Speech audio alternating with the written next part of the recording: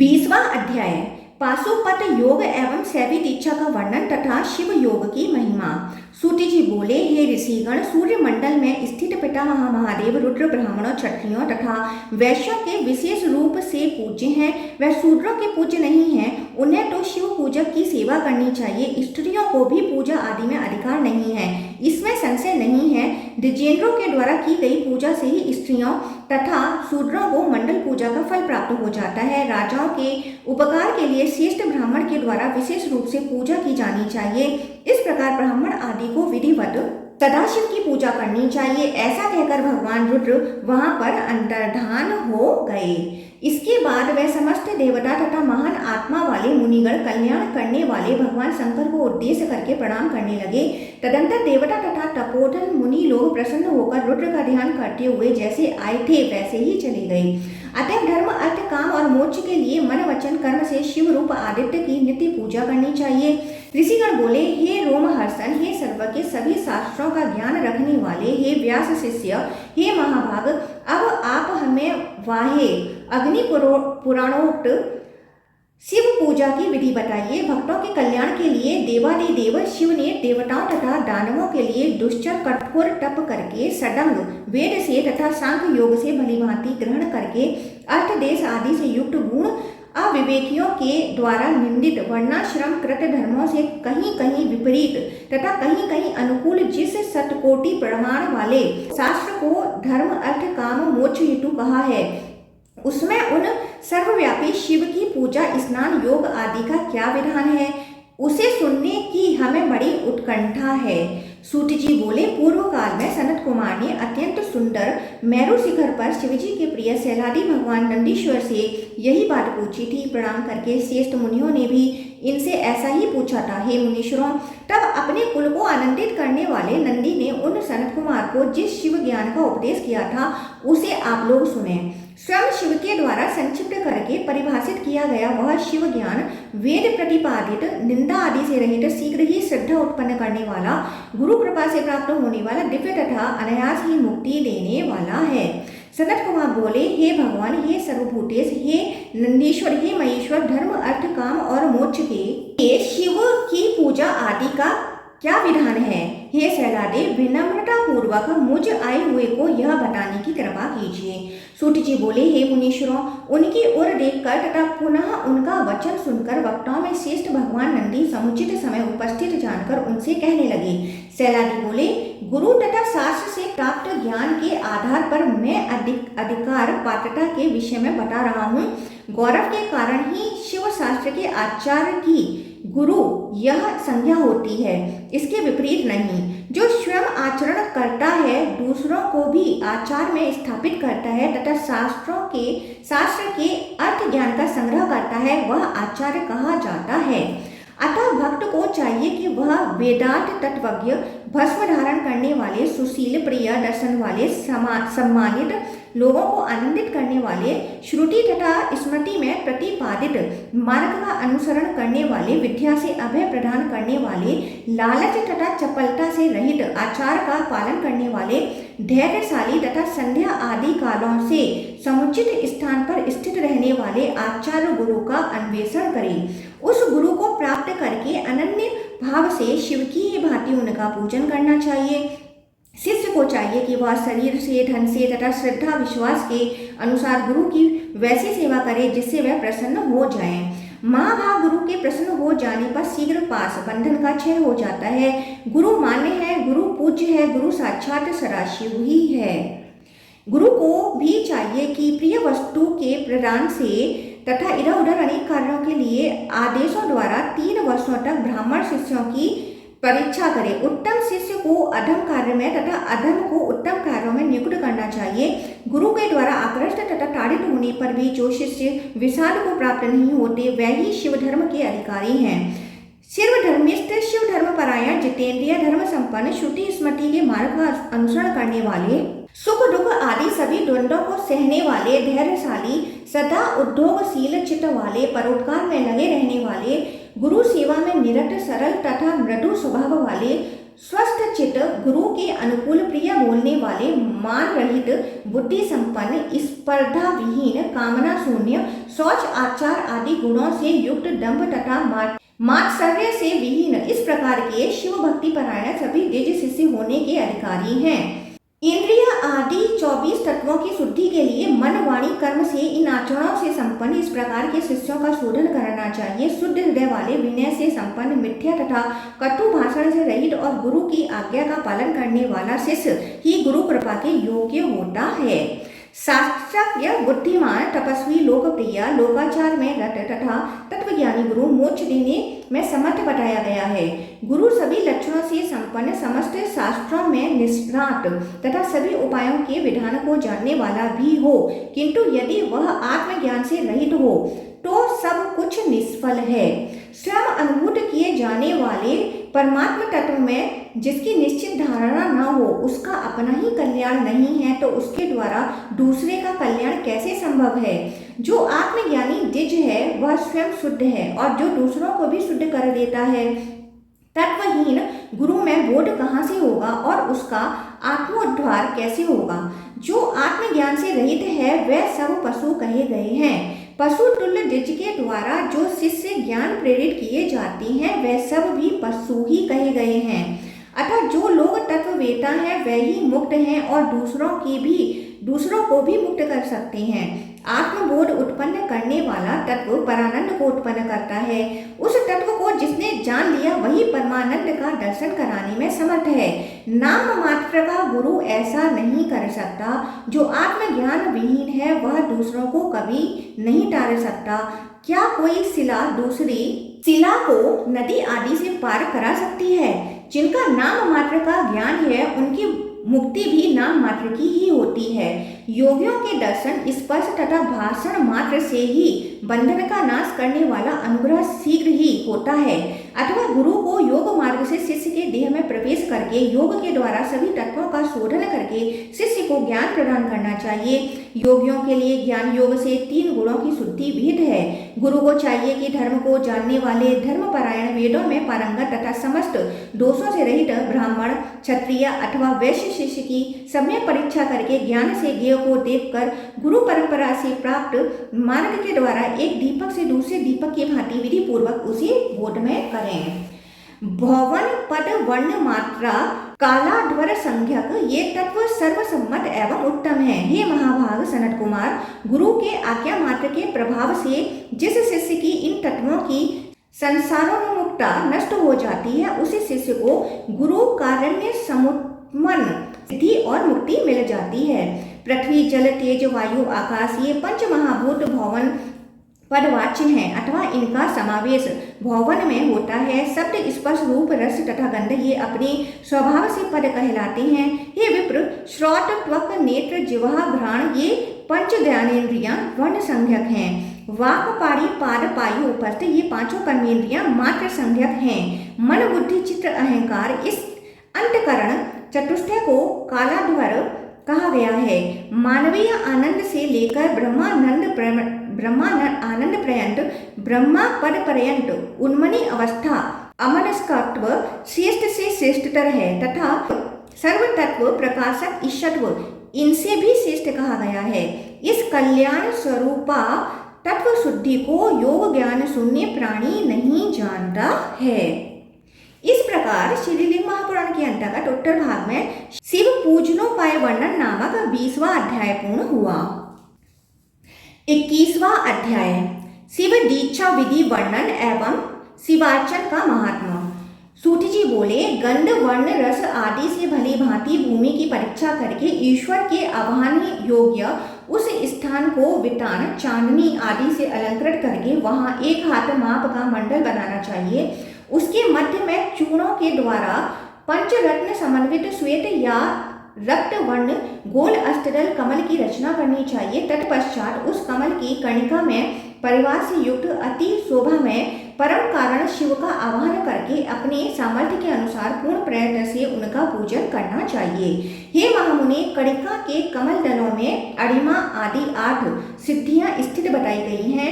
वैराग्य ज्ञान रूप उसका नाल है तथा धर्म रूप उसका मनोरम कंद मूल है। वामा ज्येष्ठा रौद्री काली विकर्णी बाल विकर्णी बल प्रमथनी और सर्वभूत दमनी क्रमशः ये 8 शक्तियां केसरों में स्थित हैं तथा महामाया रूपा मनोमनी शिवासन रूप कणिका में विराजमान है। उन स्थानों में उनका ध्यान करना चाहिए। वामदेव आदि के साथ इन वामा आदि 8 शक्तियों का तथा मध्य में देवी मनोन्मनी के साथ मनोन्मन महादेव की दाम्पत्य रूप से प्रतिष्ठा करनी चाहिए। सूर्य चंद्र अग्नि के संबंध से प्रणव नामक सूर्य तुल्य प्रभाव वाले शिव रूप तत्पुरुष का कमल के पूर्व पत्र में न्यास करना चाहिए। नीलांचन सदृश अघोर का दक्षिण पत्र में, जया कुसुम के समान वर्ण वाले वामदेव नामक शिव का उत्तर पत्र में, गौदुग्ध के समान धवल सभोजात का पश्चिम पत्र में और शुद्ध स्फटिक के समान कांति वाले ईशान का कमल की कणिका में न्यास करना चाहिए। चंद्रमंडल संकासाय हृदयाय नमः इस मंत्र से अग्निकोण के दल में, धूम्र वर्चसे शीर्षे नमः इस मंत्र से ईशान कोण के दल में, रक्ताभाय शिखाय नमः इस मंत्र से नैतन्य कोण के दल में और अंजनाभाय कवचाय नमः इस मंत्र से वायव्य कोण के दल में न्यास करना चाहिए। अग्नि शिखाय भाय अस्त्राय नमः इस मंत्र से उर्व आदि दिशाओं में न्यास करना चाहिए। पिंगलेभ्यो नेत्रभ्यो नमः इस मंत्र से ईशान दिशा में न्यास करना चाहिए। तदंतर शिव सदाशिव देव महेश्वर रुद्र विष्णु और विरंची ब्रह्मा की षष्ठी के सृजन पालन और संहार के क्रम से भावना करनी चाहिए। शिवाय रुद्र रूपाय शांतियताय संभवे शांताय शांत दैत्याय नमश्चंद्रमसे तथा वैद्याय विद्याधराय व्रहे व्रहवचसे कालाय च प्रतिष्ठाय तारकायंतकाय च निवर्तये धनदेवाय धराय धरणाय च। इन 5 मंत्रों से ईशान रूप मुकुट, तत्पुरुष रूप, अघोर रूप हृदय, वामदेव रूप गुहादेश तथा सखोजात रूप संपूर्ण विग्रह वाले सत असत की अभिव्यक्ति के कारणभूत पुरातन प्रचंड तथा आकाश आदि पंच महाभूत के विग्रह वाले महेश्वर सदाशिव का स्मरण करना चाहिए, जो 5 मुख तथा 10 भुजाओं से सुशोभित और 38 कलाओं वाले हैं। कला में सभोजात का 8 प्रकार से विभाग करके, महाप्रभु वामदेव का 13 भेदों से विभाग करके, कला रूप में स्थित अघोर का 8 प्रकार से विभाग करके, कला में तत्पुरुष का 4 प्रकार से विभाग करके और 5 मूर्तियों में व्यवस्थित ईशान का 5 प्रकार से विभाग करके उनका ध्यान करना चाहिए। हंस हंसाय विगहे परमहंसाय धीमहि तन्नो हंसः प्रचोदयात् इस हंस गायत्री मंत्र से शिव भक्ति से युक्त ब्रह्मा रूप, प्रणव रूप, आकाश रूप, ब्रह्मा तुल्य रूप वाले आ ई ओ ए अर्थात क्रम से देवी गणेश सूर्य विष्णु स्वरूप प्रकृति युक्त उत्पत्ति प्रलय से रहित सूक्ष्म से भी सूक्ष्म अजन्मा महान से भी महान उर्वरेता विरूपाक्ष उमापति 1000 सिरों वाले 1000 नेत्रों वाले 1000 हाथ तथा चरणों वाले सनातन नादांत प्रणव रूप नाद प्रतिपाद विग्रह वाले सूर्य के समान आकार वाले चंद्र रेखा से युक्त विग्रह वाले मूर्धा भूमध्य तालु मध्य कंठ तथा हृदय में क्रम से विराजमान अपने आनंद में मग्न अमृत स्वरूप कल्याणकारी विद्युदलय सदृश करोड़ों विद्युत के समान प्रभा वाले श्याम रक्त वर्ण वाले गंभीर आकार वाले शक्ति तीनों शक्तियों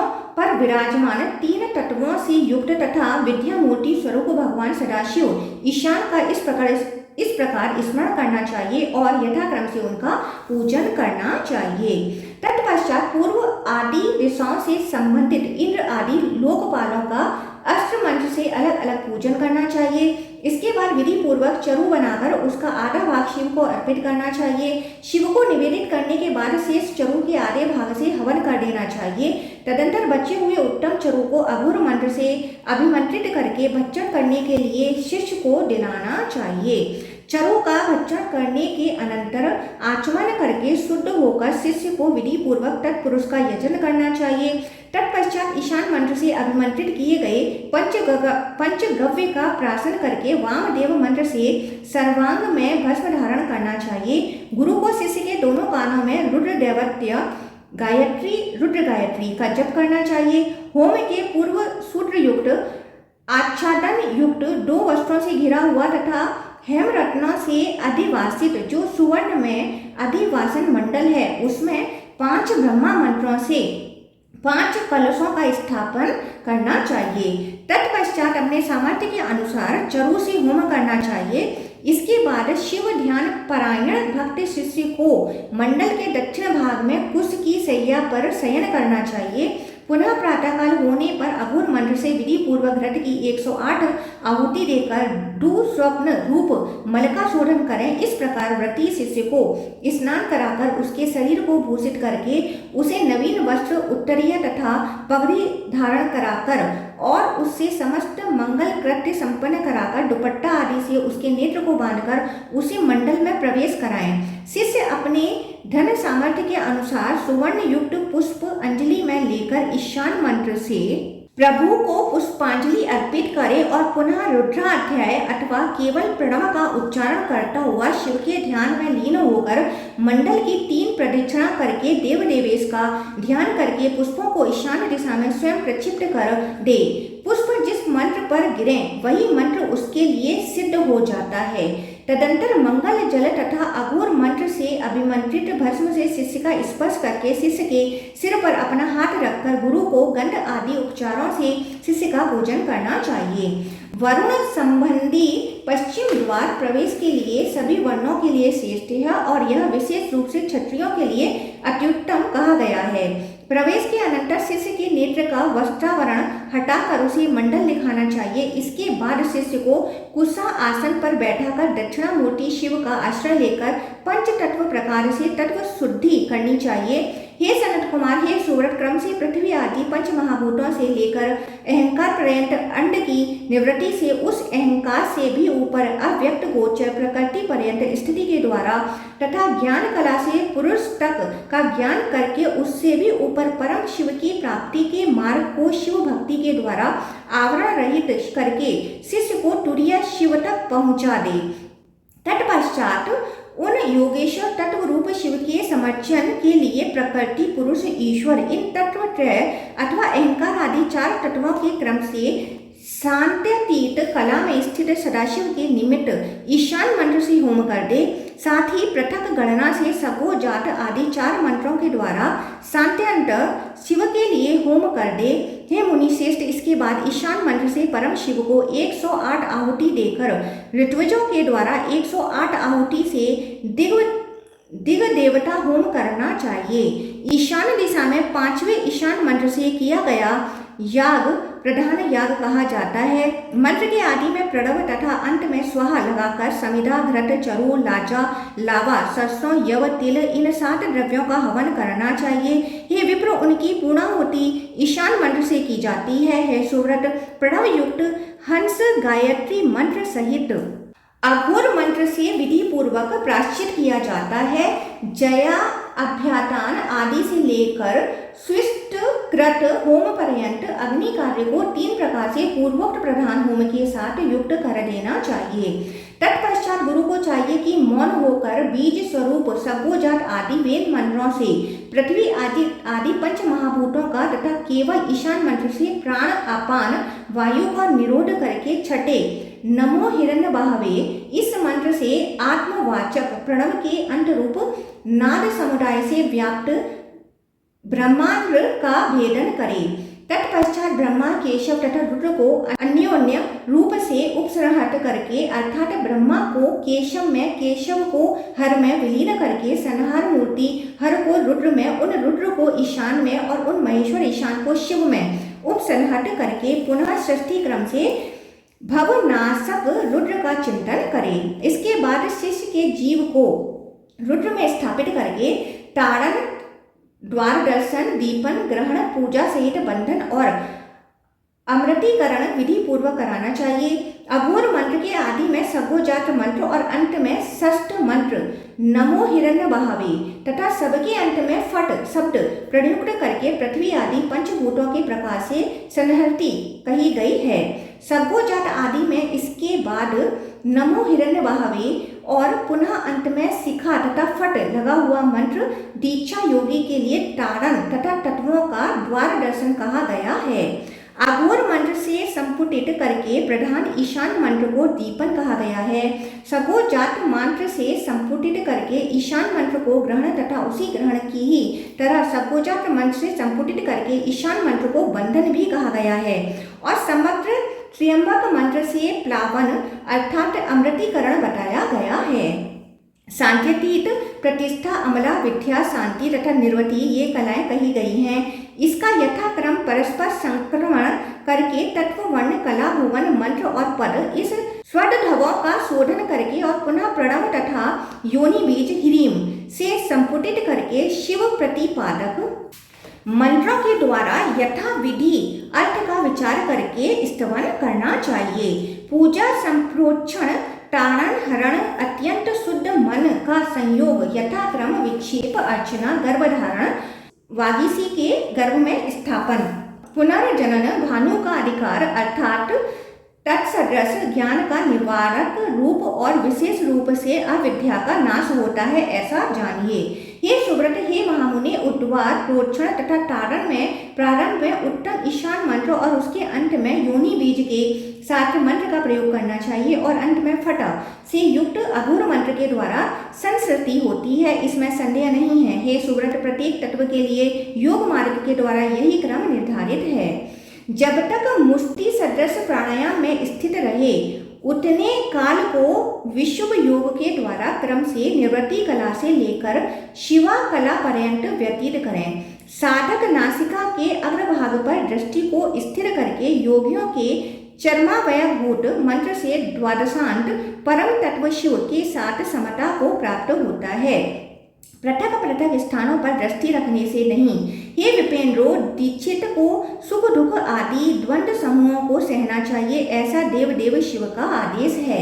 हे सुव्रत, सुवर्ण, चांदी अथवा तांबे आदि धातुओं से निर्मित कूच युक्त वस्त्र तथा तंतु से व्यवस्थित तीर्थ जल से परिपूर्ण रत्न प्रक्षिप्त संहिता मंत्र से अभिमंत्रित रुद्राध्याय से स्तुत कलश के जल से पवमान आदि मंत्रों के द्वारा धार्मिक शिव भक्त शिष्य का अभिषेक करना चाहिए। वह अभिषिक्त शिष्य भी शिव गुरु तथा अग्नि के समक्ष आदर पूर्वक दीक्षा ग्रहण करे और दीक्षित होकर बताए जाने वाले नियमों का पालन करे। चाहे प्राण चले जाएं अथवा सिर कट जाए, किंतु भगवान सदाशिव का पूजन किए बिना भोजन नहीं ग्रहण करना चाहिए। इस प्रकार दीक्षा प्राप्त करनी चाहिए और यथाविधि शिव पूजन करना चाहिए। तीनों कालों में प्रातः, मध्याह्न, सायं अथवा एक ही समय परमेश्वर शिव की पूजा करनी चाहिए। अग्निहोत्र, समस्त वेद तथा बड़ी बड़ी दक्षिणाओं वाले यज्ञ ये सब शिवलिंग के अर्चन की कला के अंश के भी तुल्य नहीं है। जो एक बार शिव का अर्चन कर लेता है वह मानो सदा यज्ञ करता है, सदा दान देता है और सदा वायु भक्षण रूप तपस्या करता है। जो लोग प्रतिदिन एक काल, दोनों कालों अथवा तीनों कालों में महादेव का पूजन करते हैं वे रुद्र रूप ही हैं, इसमें संदेह नहीं है। जो रुद्र रूप नहीं है उसे रुद्र का स्पर्श नहीं करना चाहिए, जो रुद्र रूप नहीं है उसे रुद्र की पूजा नहीं करनी चाहिए और जो रुद्र रूप नहीं है उसे रुद्र का नाम कीर्तन नहीं करना चाहिए। जो रुद्र रूप नहीं है वह रुद्र को नहीं प्राप्त कर सकता। हे सनत कुमार, इस प्रकार मैंने आपसे संक्षेप में शिव की पूजा के लिए अधिकारी होने तथा उसकी विधि का क्रम कह दिया, जो धर्म, अर्थ, काम और मोक्ष को प्रदान करने वाला है। इस प्रकार श्रीलिंग महापुराण के अंतर्गत उत्तर भाग में दीक्षा विधि नामक 21वां अध्याय पूर्ण हुआ। 22वां अध्याय शिव दीक्षा प्रकरण में सौर स्नान विधि तथा भास्कराचार्य का वर्णन। शैलादि बोले, हे सनत कुमार, सूर्य स्नान, याग आदि कर्म करके ही शिव स्नान, तदंतर भस्म स्नान और शिवार्चन करना चाहिए। छठे मंत्र ओम तपः से मृतिका लेकर भक्ति पूर्वक भूमि पर स्थापित करें। दूसरे मंत्र ओम भुवः से जल से अभुक्षण करके तीसरे मंत्र ओम स्वः से उसका शोधन करें। तत्पश्चात चौथे मंत्र ओम महा से मृतिका का भाग करें और प्रथम मंत्र ओम भुवः से शरीर के मल का शोधन करें। तब छठे मंत्र ओम तपः से स्नान करके पुनः शेष मृतिका को हाथ में लेकर ओम भुवः आदि चारों मंत्रों से उसके 3 भाग करके पुनः मध्य भाग को छठे मंत्र से 7 बार अभिमंत्रित करके मूल मंत्र से बाएं हाथ का स्पर्श करे। 10 बार छठे मंत्र के उच्चारण से दिग्बंध करना बताया गया है। बाएं हाथ से तीर्थ जल का स्पर्श करके दाएं हाथ से शरीर का अनुलेप करके सभी मंत्रों से पुनः स्नान करने के बाद सूर्य का स्मरण करते हुए श्रृंग से, पत्तों की डोनियों से अथवा पलाश के पत्ते से समस्त सिद्धियां प्रदान करने वाले तथा मंगलकारी विविध सौर मंत्रों से अभिषेक करना चाहिए। हे सुव्रत, अब मैं सभी देव मंत्रों में सार स्वरूप सूर्य संबंधी भास्कर आदि तथा अंग मंत्रों को सम्यक प्रकार से बताऊंगा।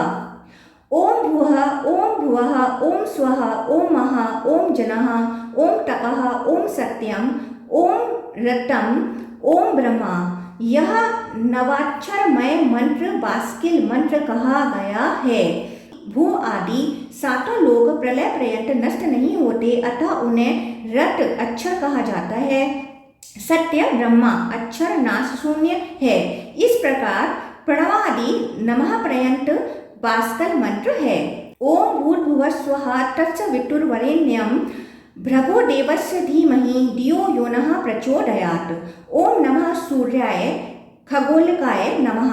यह मंत्र परमात्मा सूर्य का मूल मंत्र कहा गया है। नवाक्षर मंत्र से तथा मूल मंत्र से तेजोमुख सूर्य की पूजा करनी चाहिए। अब मैं क्रम से अंग मंत्र बता रहा हूँ। अंग मंत्र आदि में प्रणव तथा मध्य में व्यात्यों से युक्त है। ओम भुवः ब्रह्मा हृदयाय, ओम भुवः विष्णु शिरसे, ओम स्वः रुद्र शिखाए, ओम भूर्भुवः स्वः ज्वाला मालिनी शिखाए, ओम महः, ओम महेश्वराय कवचाय, ओम जनः शिवाय नेत्रभ्य, ओम तपः तापकाय अस्त्राय फटः। ये विविध सौर मंत्र कहे गए हैं। ब्राह्मण क्षत्रिय अथवा वैश्य को समाहित होकर श्रृंग आदि पात्रों से अथवा कुश तथा पुष्प युक्त ताम्र कुंभ से इन सभी मंत्रों के द्वारा अपना अभिषेक करना चाहिए। इसके बाद श्रेष्ठ ऋषि को चाहिए कि रक्त वर्ण का वस्त्र धारण कर प्रातः काल सूर्यश्च इस मंत्र से, सायंकाल अग्निश्च इस मंत्र से और मध्याह्न में आपः पुनन्तु इस मंत्र से विधि पूर्वक आचमन करें। यह आचमन का मंत्र कहा जाता है। छठे मंत्र ओम तपः, इस मंत्र से शुद्धि करके ही अति श्रेष्ठ आर्धवोष्टंत मूल मंत्र का तथा अनुत्तम नवाक्षर मंत्र का जप करना चाहिए। अंगुष्ठ, मध्यमा, अनामिका तथा कनिष्ठिका का न्यास करें और तर्जनी से अंगुष्ठ का न्यास करें एवं करतल तथा कर पृष्ठ में न्यास करें। इस प्रकार पवित्र देह को अंग मंत्रों के द्वारा नवाक्षरमय करके मैं सूर्य हूँ ऐसी भावना कर यथाक्रम इन मंत्रों से तथा आपोहिष्टा आदि मंत्रों के द्वारा बाएं हाथ पर स्थित गंध श्वेत सरस युक्त जल से मूल तथा अग्रभाग सहित 8 कुस्सा के कूच से अपनी देह पर मार्जन करके शेष जल बाएं नासापुट से सूंघ कर अपने शरीर में शिव की भावना करनी चाहिए। आघ्राण जल सूंघने वाले जल को अंततः काले रंग के पाप पुरुष के साथ बाएं नासिका छिद्र से बाहर निकालकर शिला तल पर गिरा हुआ अनुभव करें।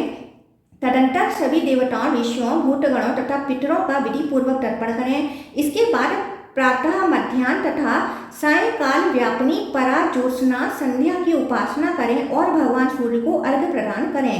हे श्रेष्ठ ऋषियों, रक्त चंदन के जल से भूमि पर 1 हाथ माप का सुंदर तथा वृत्ताकार मंडल बनाना चाहिए और प्रार्थना करनी चाहिए। पूर्वाभिमुख होकर पृष्ठ शेर भर परिमाण वाले गंध युक्त जल से पूर्ण होने वाले ताम्र पात्र को नवाक्षर में मूल मंत्र से गंध युक्त जल से पूर्ण करें और उसे रक्त चंदन, रक्त पुष्प, तिल, कुश, अक्षत, दूर्वा, अपामार्ग, पंचगव्य अथवा केवल गौ घृत से भरकर दोनों घुटने भूमि पर टेक कर देव सूर्य को नमस्कार करके उस ताम्र पात्र को सिर से लगाकर मूल मंत्र के द्वारा अर्घ्य प्रदान करें। 10,000 अश्वमेध यज्ञ करने पर जो फल बताया गया है वह फल इस सर्वसम्मत सूर्योर्घ्य अर्घ देने से प्राप्त हो जाता है। अर्घ प्रदान करके देव त्र्यंबक शिव की भक्ति पूर्वक उपासना करनी चाहिए अथवा सूर्य का पूजन करके शिव यजन के लिए अग्नि स्नान भस्म स्नान करना चाहिए।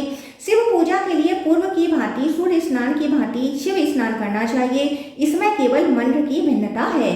सूर्य स्नान तथा शिव स्नान के पूर्व दंत धावन कर लेना चाहिए। तीर्थ में स्नान करके विघ्नेश्वर, गणेश, वरुण तथा गुरु की अर्चना करनी चाहिए। पुनः तीर्थ में पद्मासन लगाकर तीर्थ की विधिवत पूजा करनी चाहिए। इसके बाद तीर्थ जल लेकर खड़ाऊ धारण करके जल से सिक्त पवित्र मार्ग से पूजा स्थान में प्रवेश कर आसन पर विधिवत बैठकर पूर्व की भांति करन्यास तथा देह न्यास करना चाहिए। अर्घ स्थापन संक्षेप में आगे बताया गया है। योगी को चाहिए कि पद्मासन लगाकर प्राणायाम करें। कमल आदि रक्त पुष्पों का संग्रह करके अपने दक्षिण भाग में रखकर वाम भाग में जल पात्र स्थापित कर सूर्य को भावना करें। सभी कामनाओं की सिद्धि के लिए सूर्यार्घ आदि में ताम्र पात्र उपयोगी है। अर्घ पात्र लेकर विधि पूर्वक उसका प्रक्षालन करके पूर्वोक्त जल के साथ अर्घ द्रव्य समन्वित अर्घ को अष्टोदक मंत्र से अन्य जल भांड में प्रदान करें। संहिता मंत्र से अभिमंत्रित करके सगोजात मंत्र से पूजन करके चतुर्थ मंत्र तत्पुरुष मंत्र से अवगुंठन कर अपने ऊपर स्थापित करना चाहिए। जल से शुद्ध किए गए पात्र में गंध पुष्प युक्त पाद तथा आचमन या जल को पूर्व की भांति पृथक पृथक स्थापित करना चाहिए। संहिता मंत्र से न्यास करके तथा कवच से अवगुंठन करके अर्घ जल से विशेष रूप से सभी द्रव्यों का प्रोक्षण करके सभी देवताओं से नमस्कार किए जाने वाले आदित्य देव का इस प्रकार जप करना चाहिए। भगवान सूर्य तेज, ऊर्जा, बल और यश की वृद्धि करते हैं। आदित्यो वे तेज ऊर्जो बलम यशो विवर्धति इत्यादि यजुर्वेद श्रुति से भगवान सूर्य को नमस्कार कर उन्हें विशाल, स्वच्छ, श्रेष्ठ, प्रशस्त तथा अत्यंत सुखदायक आसन प्रदान करना चाहिए। आग्नेय आदि चारों कोणों में मध्य से अंत तक की मह, जनः, तपः, सत्यम इन चार व्याप्तियों का हृदय में न्यास करना चाहिए। इसी प्रकार पूर्वोक्त अग्न्यास भी करना चाहिए। तदंतर बीज, अंकुर, छिद्र सहित नाल, सूत्र, कंठक में दल, श्वेत, स्वर्णिम तथा रक्त वर्ण के दलाग्र, कणिका, केसर, समन्वित तथा दीप्ता आदि शक्तियों से युक्त कमल की भावना करनी चाहिए। कमल के 8 दलों में दीप्ता, सुषमा, जया, भद्रा, विभूति, विमला, अघोरा, विकृता ये सब शुभ 8 शक्तियां सूर्य की ओर मुख करके दोनों हाथ जोड़कर अथवा हाथों में कमल धारण करके सभी आभूषणों से भूषित होकर क्रम से स्थित हैं, ऐसी भावना करें और उनके मध्य में वरदायिनी भगवती गायत्री को स्थापित करें। तदंतर देवी को तथा परमेश्वर भास्कर को आवाहित करना चाहिए। भगवान भास्कर को भास्कर लोक नवाक्षर मंत्र से आवाहित करना चाहिए। आवाहन के समय संधिधापन इसी मंत्र से किया जाता है। महात्मा भास्कर को पद्म नामक मुद्रा दिखानी चाहिए। तत्पश्चात मूल मंत्र के द्वारा पृथक पृथक अर्घपात और आचमन प्रदान करना चाहिए।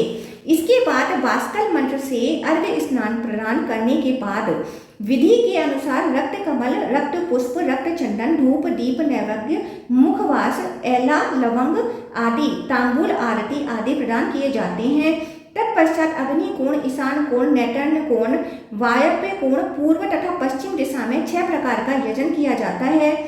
आदि में प्रणाम तथा अंत में नमः लगाकर अंग मंत्रों के द्वारा नेत्र पर्यंत उन अंगों की पूजा करके अपने हृदय कमल में न्यास करके उनके प्रतिबिंब का ध्यान करना चाहिए। उनके हृदय आदि सभी अंग विद्युत के समान कांति वाले तथा शांत हैं। उनका अस्त्र रौद्र कहा गया है। वह बड़ी दाढ़ों के कारण उनका मुख विकराल है। वे भयंकर 8 मूर्तियों से युक्त हैं। उनके दक्षिण हाथ में वरमुद्रा तथा बाएं हाथ में पद्म सुशोभित है। समस्त आभरणों से सुशोभित रक्त वर्ण की माला तथा रक्त अनुलेप से युक्त तथा रक्त वस्त्र धारण किए उनकी सभी मूर्तियां, शक्तियां उनके साथ विराजमान हैं।